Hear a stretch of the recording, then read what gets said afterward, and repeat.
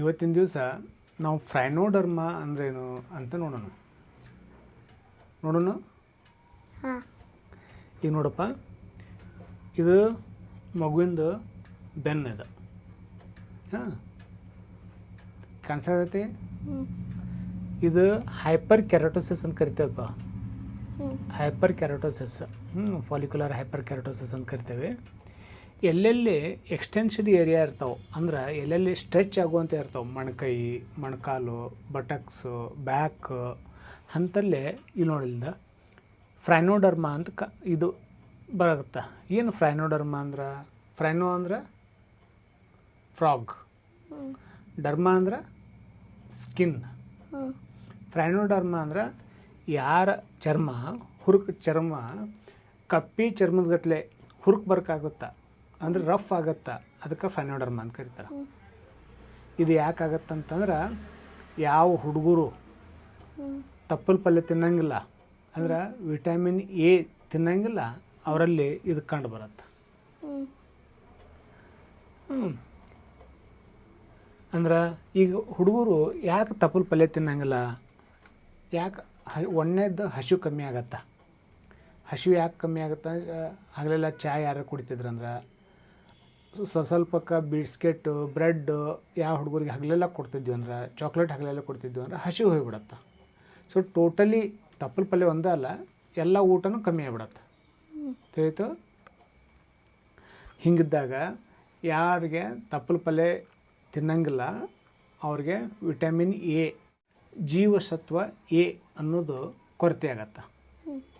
ಜೀವಸತ್ವ ಎ ಕೊರತೆ ಆತಂತಂದ್ರೆ ಮುಖ್ಯವಾಗಿ ಕಣ್ಣಿನ ಮೇಲೆ, ಚರ್ಮದ ಮೇಲೆ ಮತ್ತು ವ್ಯಾಧಿ ಕ್ಷಮತ್ವ, ನಮ್ಮ ರೋಗ ಬಂದಾಗ ಅದ್ರ ವಿರುದ್ಧ ಹೋರಾಡುವಂಥ ಶಕ್ತಿ ಇರುತ್ತಲ್ಲ, ಅದಕ್ಕೆ ವ್ಯಾಧಿ ಕ್ಷಮತ್ವ ಅಂತಾರೆ.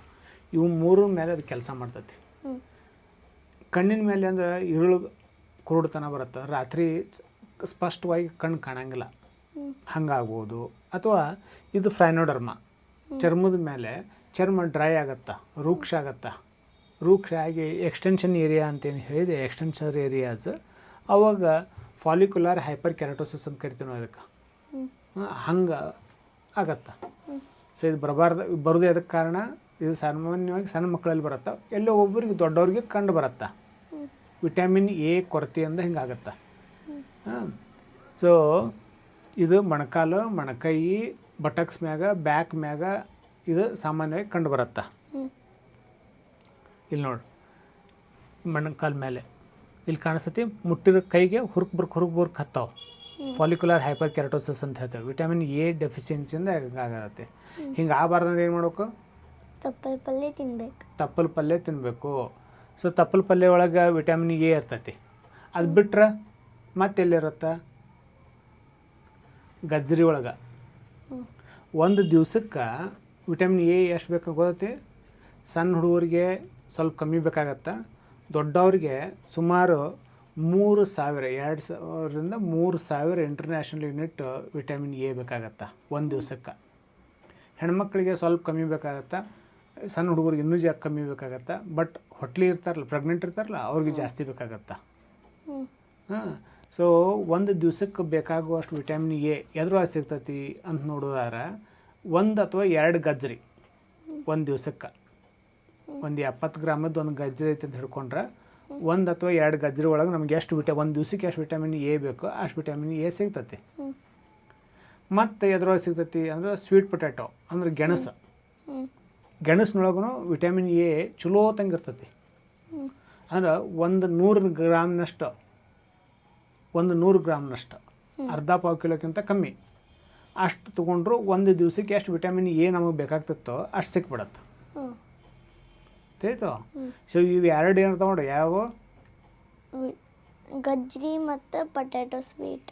ಗಜ್ರಿ ಮತ್ತು ಗೆಣಸು ಇವು ಮುಖ್ಯವಾಗಿ ನಮ್ಗೆ ವಿಟಮಿನ್ ಎ ಕೊಡ್ತಾವೆ. ಅದ್ರ ನಂತರ ಅಂತಂದ್ರೆ ಗ್ರೀನ್ ಲೀಫಿ ವೆಜಿಟೇಬಲ್ಸ್ ಅಂದರೆ ಹಸಿರು ತರಕಾರಿ, ಯಾವ ಎಲೆ ಬಣ್ಣ ಭಾಳ ಹಸಿರು ಇರ್ತೈತೋ ಅಷ್ಟು ವಿಟಮಿನ್ ಎ ಜಾಸ್ತಿ ಇರುತ್ತೆ. ಅದನ್ನು ಕಿತ್ತು ಭಾಳ ನಾವು ಮಾರ್ಕೆಟ್ನಾಗ ಇಟ್ಟು ಆಮೇಲೆ ತಂದು ತಿಂದೀವಿ ಅಂದ್ರೆ ಅಷ್ಟೊಂದು ವಿಟಮಿನ್ ಎ ನಮಗೆ ಬರೋಂಗಿಲ್ಲ. ಅಂದ್ರೆ ತಪ್ಪಲು ಪಲ್ಯ ಫ್ರೆಶ್ ಇದ್ದಷ್ಟು ನಾವು ವಿಟಮಿನ್ ಎ ಜಲ್ದಿ ಸಿಗತ್ತೆ. ತಿಳಿತು? ಇನ್ನು ಎಗ್ನ್ಯಾಗೂ ಇರ್ತೈತಿ, ಎಗ್ ತತ್ತಿ ತತ್ತಿ ಒಳಗಿರುತ್ತೆ ಆದರೆ ಅಷ್ಟೊಂದು ಜಾಸ್ತಿ ಇರೋಂಗಿಲ್ಲ.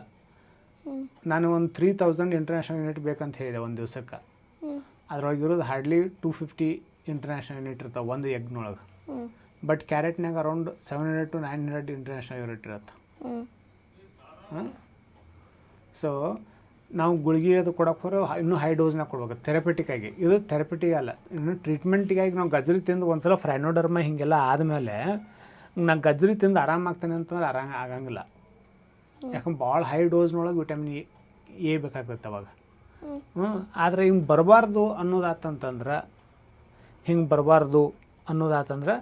ನಾವು ತಪ್ಪಲ ಪಲ್ಯ, ಗಜ್ರಿ, ಗೆಣಸು ಇವೆಲ್ಲ ಉಪಯೋಗ ಮಾಡ್ಕೊತಿದ್ದಂದ್ರೆ ಈ ಥರ ರೋಗಗಳು ಬರೋಂಗಿಲ್ಲ. ಇದಕ್ಕೆ ಅಂತಾರೆ ಫ್ರೈನೋಡರ್ಮ ಅಂದರೆ ಕಪ್ಪಿಗತ್ತಲೆ ಚರ್ಮ ಆಗೋದು. ಇದು ಎದಕ್ಕೆ ಬರುತ್ತಾ? ತಪ್ಪಲ್ ಪಲ್ಲೆ ವಿಟಮಿನ್ ಎ ಡೆಫಿಷಿಯನ್ಸಿ. ಎದರಿಂದ ಬರುತ್ತಾ? ವಿಟಮಿನ್ ಎ ಕಮ್ಮಿ ಆಗೋದ್ರಿಂದ, ಜೀವಸತ್ವ ಎ ಕಮ್ಮಿ ಆಗೋದ್ರಿಂದ. ಜೀವಸತ್ವ ಎ ಯಾವ ಆಹಾರದಾಗಿರುತ್ತಾ? ಮುಖ್ಯವಾಗಿ ಯಾವ ಆಹಾರದಾಗಿರುತ್ತಾ? ಗಜ್ರಿ ಮತ್ತು ಗೆಣಸು. ಅದು ಬಿಟ್ಟರೆ ತಪ್ಪಲ್ ಪಲ್ಯ, ಹಸಿರು ತರಕಾರಿ. ಅದು ಬಿಟ್ಟರೆ ಮ್ಯಾಂಗೋದಾಗಿರ್ತೈತಿ, ಪಪ್ಪಾಳಿ ಒಳಗಿರುತ್ತೆ, ಮಾವಿನ ಒಳಗಿರುತ್ತೆ, ಅದರ ತತ್ತಿ ಒಳಗಿರುತ್ತೆ, ಮಾಂಸಾಹಾರದಾಗಿರುತ್ತೆ. ಬಟ್ ಕಡಿಮೆ ಪ್ರಮಾಣದಾಗಿರ್ತೈತಿ. ತಿಳಿದು ಇದಿಷ್ಟು ಫ್ರೈನೋಡರ್ಮ ಬಗ್ಗೆ. ಸಣ್ಣ ಮಕ್ಕಳಿಗೆ ಬರಲ್ದಂಗೆ ನೋಡ್ಕೋಬೇಕು. ಹಂಗೆ ಬರಲ್ದಂಗೆ ನೋಡ್ಕೋಬೇಕಂದ್ರೆ ಸಣ್ಣ ಮಕ್ಕಳಿಗೆ ನೋಡ್ಬೇಕು. ವಿಟಮಿನ್ ಎ ನಮಗೆ ಬೇಕು. ವಿಟಮಿನ್ ಎ ಎಲ್ಲಿಂದ ಸಿಗುತ್ತಾ? ತಪ್ಪಲ ಪಲ್ಯ ತಿನ್ನಬೇಕು. ಸಣ್ಣ ಮಕ್ಳು ಏನು ಮಾಡಬೇಕು? ತಪ್ಪಲ ಪಲ್ಯ ತಿನ್ನಲೇಬೇಕು. ಇಲ್ಲ ಅಂದ್ರೆ ಈ ಥರ ಎಲ್ಲ ಅವ್ರಿಗೆ ತೊಂದರೆ ಆಗತ್ತಾ? Okay, good.